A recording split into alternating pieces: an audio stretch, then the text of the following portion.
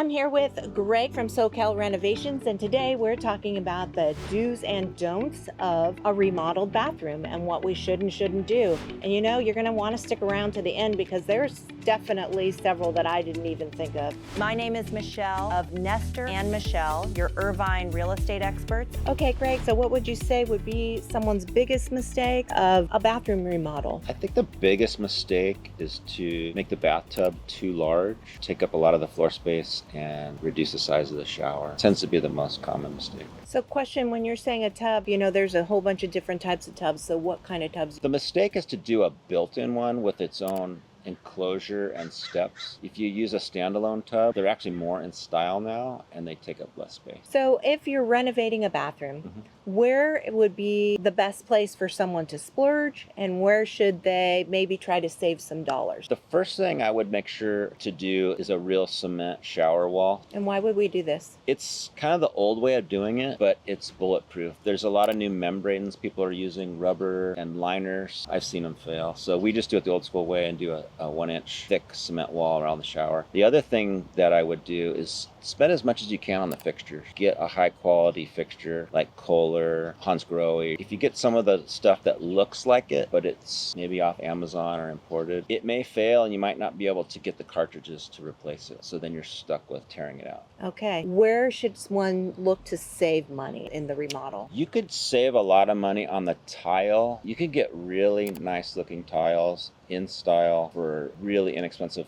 price per square foot. And that's not something that's going to fail. Give me an example, what type of tiles? The trend is for larger format tiles, especially in the shower. People don't want to clean grout lines, and it's just a cleaner look too. All right. I'm a little budget sensitive and I have big grand ideas, but I might not be able to do everything all at once. Where should I start? I would pick the part of the bathroom that is either the least attractive or the least practical. The most noticeable portion of the bathroom is going to be the vanity cabinets, mirrors, lighting, and painting. It's an inexpensive way to make it look updated. Probably that section, and then do the shower/tub later. Floor you could do later too.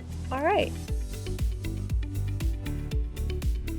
So what if you have a smallish bathroom? What would you suggest someone do there?